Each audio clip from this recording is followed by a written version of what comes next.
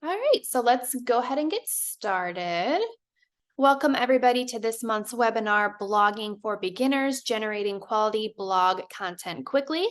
We're so glad you're here this morning with us, and a big hello to everyone who has joined us on demand. Just a couple of housekeeping items. Please make sure your audio is on mute at all times. We're recording this, so the slide deck and webinar recording will be available on our website, and you'll receive an email with all of that information as well. Lastly, we will have a Q&A at the conclusion of the presentation. All right, without further ado, let's give a warm welcome to Ashley Kratchmer. Thanks. All righty. As Marissa said, my name is Ashley Kratchmer, and I'm the Digital Marketing Coordinator at PGM. I've got about 5 years of experience working in the digital marketing sector with a variety of different industries with corporations. So these range from e-commerce brands to higher education to small business to nonprofits. When it comes to PGM, though, I primarily work on the technical side when it comes to things like website builds and content strategy and all of that fun stuff. So thank you guys so much for joining us. Today's going to be a really fun webinar. And as we continue a conversation about content strategy, if you guys were with us this past June, we talked about the important content strategy tips for optimizing your donation landing page. And then today we're going to go and continue on that content marketing vein by looking at blogging. And we're going to discuss the basics to building a successful blog, the importance of having one on your website. We're going to talk about how blogging integrates with other areas of your marketing plan, and also how to build this strategically and as quickly as possible. But before we begin, let's get to know you as well. So feel free to drop your name, the nonprofit organization or company that you are affiliated with in the comments, and then go ahead and drop your favorite part about this past summer. I know technically the end of summer is supposed to be at the end of September, but I feel like I'm still on a time clock with the schools where as soon as school starts, we're in fall mode. So feel free to let us know some cool things that happened. Let's see. I see Brett's got some really good time with the 3 grandkids. That's really sweet. That's awesome. Yeah, it's always fun to be able to go do stuff with them. Marissa has been enjoying going to farmers markets. Brenda enjoys traveling or did a lot of different trips and had time with her granddaughter. That's awesome. Yeah, I was also doing some traveling as well. I was in California last month for a little over a week, visiting my sister who's pregnant with her first baby. So we got to celebrate her and do a baby shower. Let's see. And we've got Jakota. I'm sorry if I'm not pronouncing that correctly, but see, you've been enjoying lots of pool time with your friends. Love that. Definitely have had the heat for it. Oh, good. I'm glad I got it right. Alrighty, guys. Well, thanks for putting those in the chat. I appreciate it. We're going to go ahead and get started with the blog. So let's go ahead and see. We're going to start with a very basic question. What is the blog? It's important that we ask this to make sure that we actually know what we're talking about. You know, is it another word for an article? Does it refer to a certain section of your website? We've got a couple definitions for you. So the first one is that a blog is a website that contains online personal reflections, comments, and often hyperlinks, videos, and photographs provided by the writer. It's also known as the contents of such a site. And then our second definition, this is all from Webster Merriam Dictionary. That might be flipped, actually. Merriam-Webster. The second definition is that a blog is a regular feature appearing as part of an online publication that typically relates to a particular topic and consists of articles and personal commentary by one or more authors. So that just gives us a framework of what a blog is. And blogs have actually been around for quite some time, and we're going to take a very brief look at the history of blogs and when it started. So we can see that blogs actually started around the early 1980s. There wasn't a term associated with the act of blogging, but it was becoming a popular practice at this point because we had the World Wide Web that was becoming more and more popular. So by 1994, people started referring to their blogs as their personal homepage. And we saw a quick transition in 1995 of this term, where it transitioned to being called a web diary, which is very poetic. And it makes sense considering that blogs were still primarily used for very personal reasons and putting your own opinions out into the world. So because of this, blogging then transforms into being called a weblog or a weblog, which is a very fun new term that I don't think we use enough nowadays. It's definitely an interesting one. And as we can see, by 1999, this word was shortened to the term that we still use today for blogs. So that's just a really quick overview of how blogs came to be. So overall, we saw blogs being used primarily for personal, individual use in the past, where the blog would consist of a single page of diary entries and just opinion articles. In fact, this way of posting opinion articles online was the catalyst for a myriad of blog website platforms to be launched for use. And one of them, which we still use today, and it's one of the most popular CMS platforms for websites, is WordPress. In comparison, the present use for blogging is for both personal use and professional use within a company or organization. We also see blogs acting as an online database of resources, and they're usually organized with different categories and tags. There's a little bit more of a structure with them. Blogs nowadays are usually longer, and they're written in a more formal writing style, and they have intentional headers, subheaders, and at least 350 words of copy. So that's kind of how it's evolved from its original use to how we're using it now. So you may be wondering, how does blogging fit in other areas of my marketing strategy? So we've thought this over, and we find that there are 4 main areas in a typical marketing strategy that we believe can best benefit from regular use of a strategic blog. So the first strategy would be search engine optimization. This is referring to the organic technical strategies that you use to raise your website rankings on search engines, also known as SERPs. So I might use that term moving forward. Blogs are typically the main driver for search engine optimization initiatives. So most search engines, like Google, as we all know, has some sort of algorithm used for determining the top ranks for a given keyword. And it uses this algorithm to decide which websites go at the very, very top. So a large component of that comes from an overall quality score that the search engine recognizes through its algorithm. And it comes from a large number of high quality, relevant content on your website. So the best way to continuously increase your quality score is to have an active blog where Google can index that relevant information that your audience is searching for. The second strategy that blogging can improve is your overall branding, because blogging helps solidify yourself as an expert in your industry, since you are routinely putting out information about topics that your audience finds relevant. The more your audience sees this, the more you inherently become an expert in that field in the mind of viewers.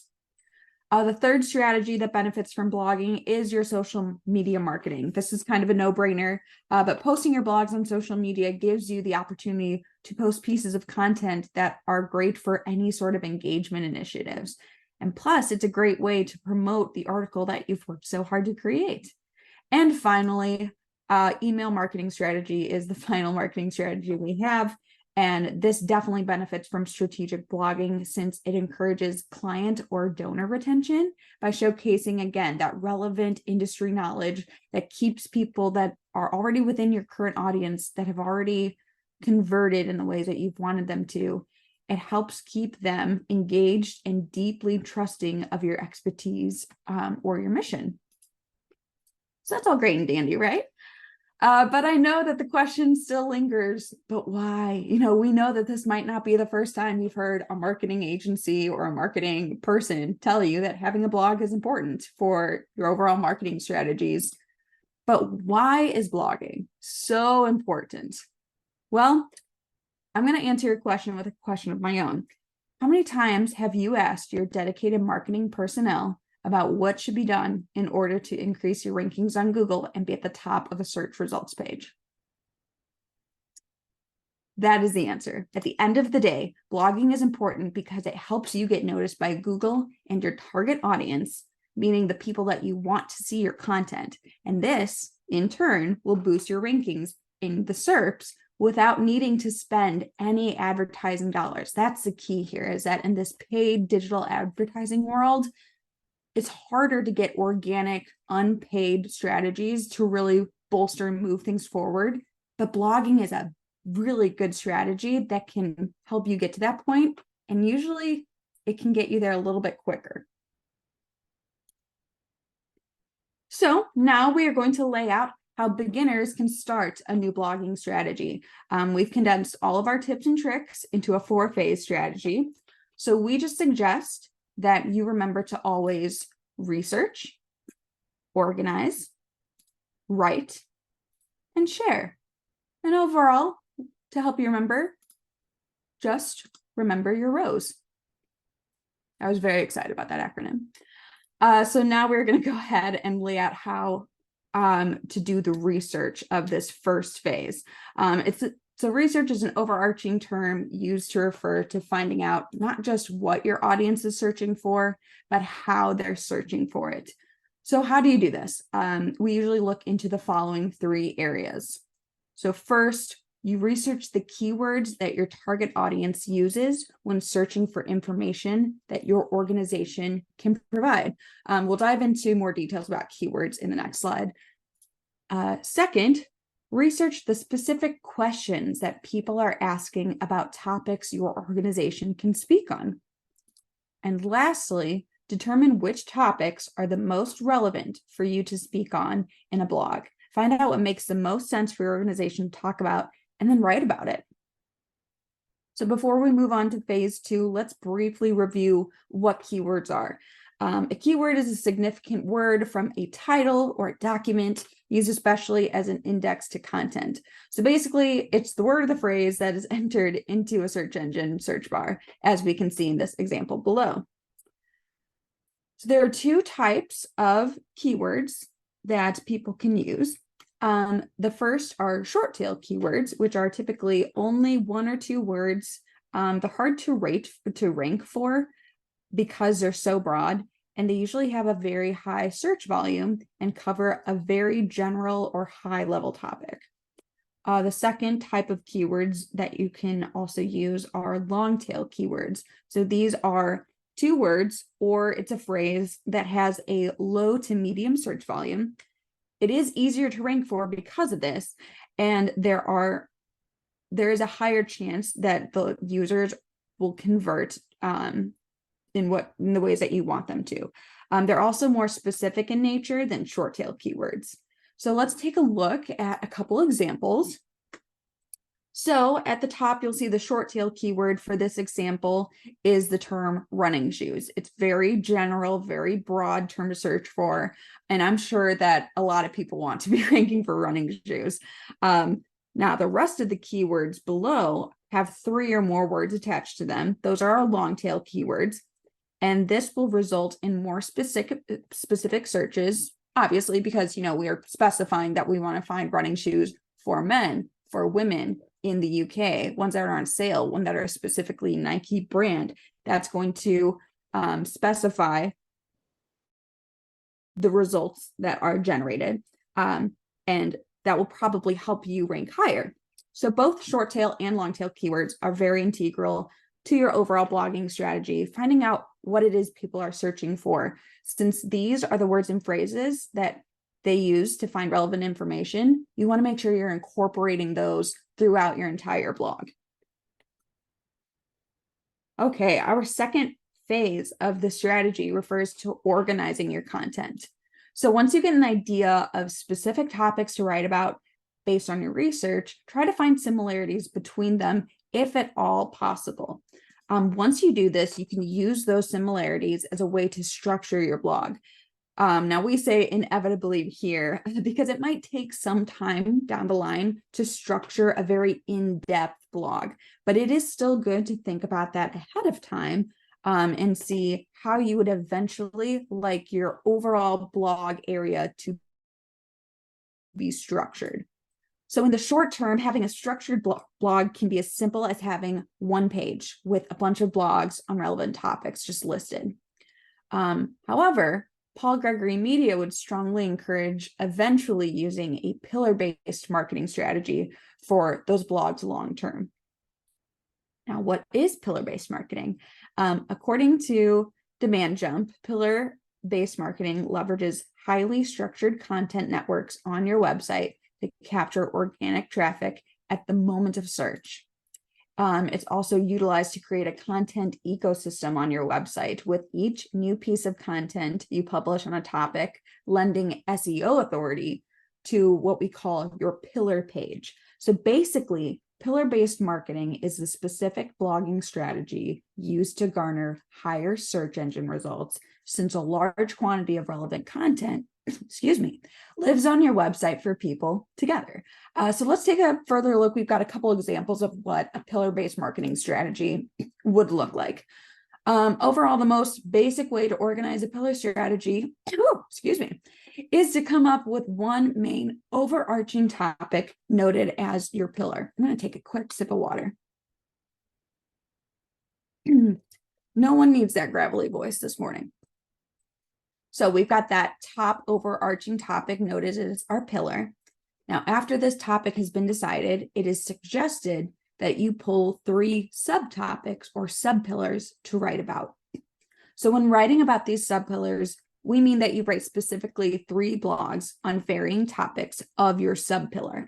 All of these, your pillar, your subpillar, and your blogs, should also include those researched keywords that we're talking about, be internally linked together, and include direct questions as blog titles to further increase your search engine optimization.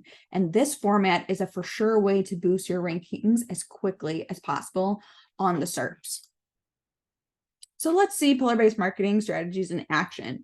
Our first example shows what a pillar strategy could look like for the keyword IT automation. So from there, our subpillars are broken down between 3 keywords: what is automation, types of automation, and IT automation processes. Now, these subpillars help us determine where to start with our blog articles.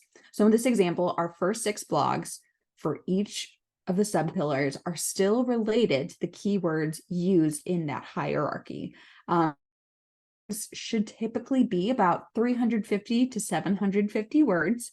And then your subpillar pages should have about 2,000 words worth of content, and your pillar page, you want to aim for about 3,000 words, which I know sounds very daunting, but once you get into it, it's actually kind of easy to get those words going. So here's another example of a pillar strategy for seasonal weddings. As we can see, our 3,000 word pillar page would be all about seasonal weddings, and it would link to subpillar pages of about 2,000 words each about fall weddings, spring weddings, and winter weddings. So we're breaking that up and being a little bit more specific. From there, each subpillar would have 3 blogs. And as we can see in this example, we just did the one for spring weddings, so it was easier to see. The blogs for the spring wedding subpillar would be titled, what are the most popular types of spring wedding venues? What are the most popular dress designs for spring weddings? And what flowers are in season for spring weddings? Now, notice how each blog contains that subpillar keyword spring weddings. This is a great example on how to integrate those keywords into your blog. We know that pillar-based marketing can really seem like a daunting task if you're just starting out. So we're not saying you dive right into this and get really stressed if you're just starting out, because it might not be feasible. However, regardless of when you might be at a point where you can start a pillar-based marketing strategy, having some sort of framework like this in the back of your mind for future use will be really good for when you're just starting out, just to give you a sense of organization. So our third phase refers to writing. This phase is rather clear in point and refers to how to write your blogs quickly. So we recommend creating a template in either Microsoft Word, Google Docs, whatever you're using, that contains a variety of sections for you to implement on each blog. So these will usually include your blog title, which also acts as your H1 header, a subtitle, the dimensions for a hero image, 3 to 5 bulleted list of key points. So basically a TLDR, just in case people need to pull the information quickly. Subheadings for each section, obviously all of the copy for the blog, and then a conclusion. So keeping a template like this is helpful for 2 reasons. One, it keeps all of your content organized for easy uploading to your website. And 2, it keeps the layout of your blogs consistent and integrated throughout your website. So our last phase occurs once all the research planning, or all the research and the planning and the writing has been completed, which is when it's time to share your blogs to the world. So remember, you've put in a lot of time and energy creating a very strategic plan and a thoughtful article for your audience. So it deserves to be shown off and shared with the world. You can start by sending monthly email marketing campaigns that showcase one of your blogs, or you can include them in a weekly or monthly newsletter. You can also easily share these on any social media platform, which can also act as a very good SEO strategy, since social media platforms act as relevant links to your website. So it's just kind of all over good strategies there. So now that we've gone through our 4-phase strategy, we're going to go ahead and take a look at some current examples of nonprofits who use a blog on their website. So our first is Turning Point Autism Foundation's blog, which is actually written by one of their own students, Marina. So I'm going to go ahead and pull that up quick. Okay, so we see Marina's blog right here. I'll go ahead and just start scrolling a little bit. As we can see, this simple blog is still eye-catching, and it lays out every blog in a user-friendly way with blogs that have a similar layout. So if we go down here, we can see this is a very similar layout down here. We'll do the Mother's Day one, and this is a great example of where you can start with a good blogging strategy. Okay. So our next one we're going to take a look at is Kids Matter. Let that load quick. Kids Matter uses their blog as a resources database for their students and any of the families of those students. And they, as you can see, have a wide breadth of articles that are strategically categorized in these subtopics that are helpful for people to navigate through. So we'll go ahead and check out the anxiety, what we'd probably say is the subpillar. You've got all these different articles. Some of these that they're using are ones that they link out to, but this is a great example as to how once you start blogging for a certain amount of time, how you can get a medium-sized blog to look. Okay, so our last example is actually the Red Cross. Let's pull that open here. So this is actually not necessarily a blog example, but the reason that we're including this is because this is a great example as to how a website can develop long-term after having a very strategic blog. So the Red Cross sets up their website navigation as a whole right here with a navigation menu that acts as subtopics and that can link out to what could be a bunch of blogs. So each of these pages can act as a blog with a large amount of words and useful information for readers to use and share with others. So this is an example of how that could look. And so the strategy is very similar to how pillar-based marketing could influence your overall website and how search engine optimization strategies could improve long-term. All righty, let's see. So before we finish up, we feel it's important to just address that there's some new technology out there that's been introduced to the world in the past couple months, artificial intelligence, or commonly referred to as AI.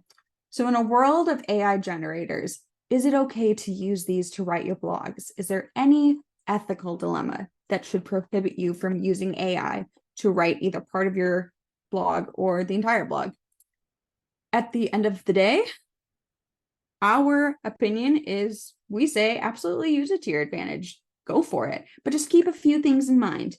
The first being AI really does a great job of pulling accurate data from the internet in order to generate prompts that are relevant, elaborate, and truthful. However, the second thing to keep in mind is that it's important to remember that AI generators are still in their beta era. So what I mean by that is AI is still very new, and it does not it's not perfect, and it's not the perfect thing to rely on. And that's okay. So because of these 2 points, our recommendation is to definitely use it to build your framework for your blog and to get a jump start on the content, but still make sure you set aside a little bit of time to thoroughly review whatever has been generated for you by your AI platform. Remember, at the end of the day, you would be publishing information authored by your organization. So if there are any inaccuracies to what is generated by AI in the blog, you're still liable for the information you publish. So just give it a thorough review and make any tweaks where you see fit before publishing. But AI generators, especially if you're new and you're trying to find ways to find time to do this can definitely help you. So definitely give it a shot if you'd like. Alrighty, in conclusion, blogging is important. We've seen a variety of reasons why that is, and we've also listed out some key takeaways for today that we hope you remember from the webinar. So we hope that you remember that blogs are incredibly useful today for nonprofits, and they're a useful piece of content to weave into marketing campaigns. We want you to remember that strategic blogging can have a huge impact on your SERP rankings. We want you to remember that when writing a blog, remember your rows to research, organize, write, and share. Make sure you use keywords with high search volumes and low search volumes throughout your blog. Try and use a pillar content strategy to help you organize your blog. It can be pretty simple to start, or just have it in the background of your mind. Feel free to use your AI generators and help you jumpstart your blog writing. And then make sure that you share your hard work everywhere. I know that one seems kind of clear cut, but sometimes people forget that after you publish a blog, you can use that. It doesn't have to be published in other channels exactly when it's published on your website. You can wait a week and do it on email, and wait another week and do it on social media. You could wait a year and to do a Throwback Thursday and pull that back out. Definitely reuse that content. Okay, and now we're going to go dive into our Q&A. So I'm going to throw it back to Marissa to go ahead and moderate any questions that you may have. Feel free to drop those in the chat. From me, thank you so much for your time and for letting me dive into all the fun details that blogging has. So Marissa, I'm going to give it back to you. Yeah, thank you so much, Ashley, for the wealth of information with blogs. Does anyone have any questions top of mind that they're thinking? Go ahead and pop them in the chat. You know, when I was thinking of a question, should everyone do the detailed pillar strategy that you were talking about? I mean, that seems like a lot of work. Like, is that the first thing people should do right out of the gate with this blogging strategy? Yeah, so definitely pillar marketing, it does take a lot of work. Honestly, you could have like a full-time person just doing a very in-depth strategic strategy with a bunch of different branches. So I completely understand and would probably recommend, if you're trying to get into blogging, you do not have to start right off the gate with doing a pillar strategy, and actually outlining that in your website, all the pillar pages, the words, the coming up with the content. That is a lot of work. So go ahead and just start with like one page with a simple blog, similar to how Turning Point did. You know, they had just a visually engaging website. They had all their blogs listed out, and just keep the framework of what pillar marketing can do for you in the back of your mind when you're choosing different topics, so that eventually, let's say you get into the blogging, you've got a good system, you've got about 20 or 25 blogs that are already on your website. Maybe from there, you can then start categorizing into those different pillars we were talking about. Awesome. Thank you. Well, I don't see any questions, and that's fine. Maybe you'll think of one 3 hours later. You can email us. We're happy to always help with the guiding you in your marketing strategies. So real quick, if you do want to set up an appointment with us, I'm going to pop in the chat a Google link. Go ahead and schedule some time. We would love to talk with you further. And in terms of next month's webinar, it's going to look a little bit different than how we've been doing these. Ashley, do you want to explain a little bit more about that? Yeah, so we've got a webinar coming up. I know that there are some of you that might be tuning in live or on demand that have been excited for next month's topic about Giving Tuesday social media tips. we're going to kind of reframe that and go into a new topic instead with an introduction to programmatic advertising. So we'll probably send out an email just confirming if you've already done a pre-registration for that webinar, just confirming the change, the new topic, what to expect. My thought is definitely just still stay on with it because it's a good wealth of information. If you're not able to make that webinar live, that's totally fine, because so long as you register, we'll just send you all the information. So it's definitely useful. And programmatic advertising is a really good strategy to be looking into for nonprofits. So definitely check that out. Awesome. Well, thank you everyone for your time. You'll be sent all these resources and hope you have a great rest of your day. Thanks so much. Thank you.